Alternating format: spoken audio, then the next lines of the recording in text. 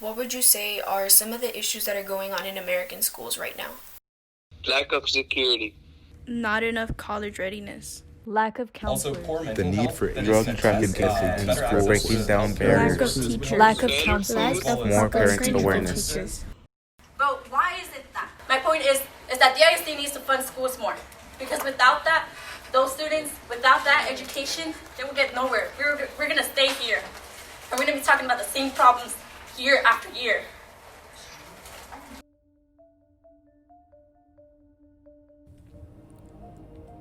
For decades, minority students have not been given the same opportunities as their peers. There seems to be a pattern in U.S. educational institutions. Minorities are being pitted against the world. Students of color are having to fight 10 times harder than their counterparts for the same opportunities that they are just as equally, if not more, qualified for. The world has managed to completely shut out a large group of people and leave them one step behind. We must provide equal opportunity for every single one of our students.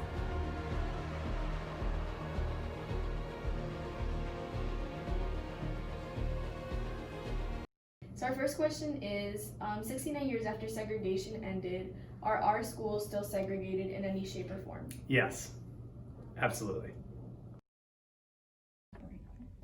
Are they still segregated? Absolutely.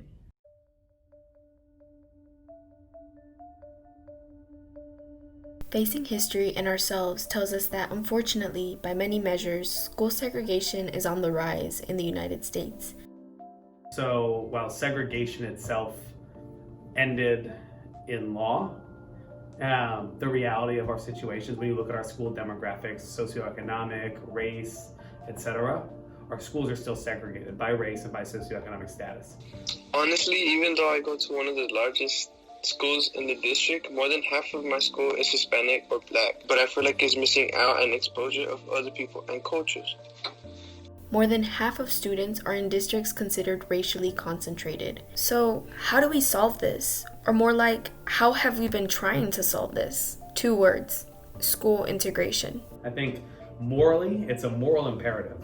I mean, we talk about what we say the American dream is, what American ideals are, but the only way we can do that is if we make sure that we intentionally give every single kid in our system access to equal opportunity. And the only way we get to equal opportunity is to equitably distribute resources to students who need it most, put more there to bring everyone to that level of equal opportunity to be able to go pursue the destiny they want to pursue. A child doing well, and it can't just be evaluated by some standardized test. For decades, students have been forced to go head-to-head in a battle that supposedly determines who is smarter. There is no argument that students from lower-income houses are not performing as well as other students. When we look back, the purpose of the SAT was the exclusion of Jewish and Black students from attaining a higher education. And even though the test has evolved since then, we can still see the systematic bias against minorities. Reports from the 2018 SAT show that 59% of white students and 75% of Asian students achieved their benchmark score, as compared to 21% of Black students and 31% of Latinx students. And I think that it has to be something more than just a standardized test to determine whether or not that child is actually learning. How does it feel to know that if a college uses the SAT scores that you're already a step behind because you're Black? What do you mean? It makes me mad because I have no fair, there's no fair game. I don't have any type of advantage, and it's why am I doing this in the first place? Because I play with a group of girls who are not like me. They aren't minorities, and they're good at lacrosse, and, they're white skin. It just sets me up for failure, and I don't like that at all. The only way to fix this is by straying away from using standardized test scores for college admissions. Looking at big-name schools like the University of Chicago, New York University, George Washington University, and Wesleyan University, they are just a few examples of schools that have put test-optional policies in place.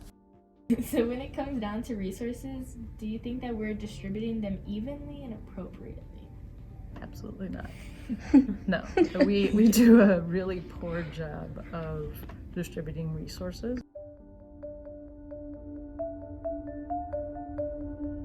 Minority students are not getting an equal amount of resources as other schools in high-income neighborhoods or communities. There's a lack of resources such as courses, investments, and opportunities for minorities. As far as the 1950s, there has always been segregation in the educational system that involved minorities and majorities. This included the number of resources that both groups were given. How many times have you walked into a classroom and felt as if you weren't prepared to learn, whether that is mentally, emotionally, or even not having the necessary supplies? So usually teachers don't have the funds and school don't provide textbooks for kids anymore, I guess because there's too many. So a lot of the times they print out copies for us, but literally most of the time we can't even write in them. You have to do it on your own little piece of notebook paper, which never works out because you end up losing it. But anyway, you have these big packets you can't even write on, and they're usually not even printed correctly either. They're all blurry because the printers don't work or the printer's broken. So it's just, you never get anything at this point. What resources do we need to provide our students with so that they'll have an equitable education? Opportunity.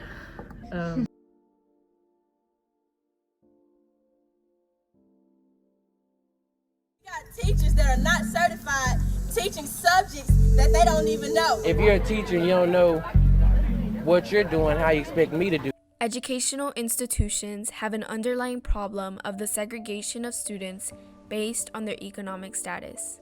The pervasive problem in admission offices is classism, not racism. Yeah. Money follows the expectation, right? So you guys are expected to be cream of the crop. I need to make sure you stay cream of the crop because you make the district look good, right? Where does the money go? I'm going to spend money where money is going to make us more money.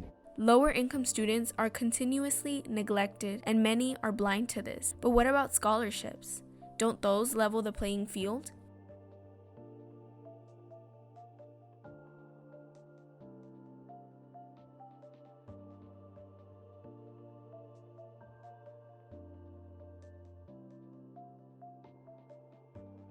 About some really exciting things that we're doing around like early college academies, P-Tech programs, and choice schools. And magnet schools like Irma Rangel were one of the first types of choice schools. In fact, magnet schools were created in Dallas by Dallas ISD. Skyline High School is the first magnet school as a way to combat segregation and desegregate schools. Magnet schools actually are slightly less segregated than our traditional neighborhood schools for a variety of reasons, but we still have a long way to go down that path.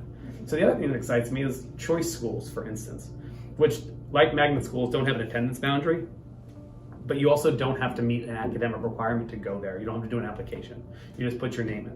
And we've got choice schools now that are intentionally what are called a 50-50 model, which the goal is to have 50% of students from low-income backgrounds and 50% of students from high-income backgrounds in the same school. Because there's a lot of research that shows where we desegregate socioeconomically, outcomes for all of the students at the school, regardless of their background, rise, and you have more desegregated schools. This must end. Let us use our voice, not only as students, but as young, educated people, and take pride in who we are and where we come from. We must learn to tackle this discrimination the same way those before us did. We must continue to push against the daunting cycle of poverty. It all begins with our level of engagement. Do you know who is representing you? The first step is to voice your concerns on how this issue is being managed. In educational institutions throughout the nation, we've seen minorities suffer from the injustice of discrimination towards them. They have been constantly belittled by the educational system and laws in place.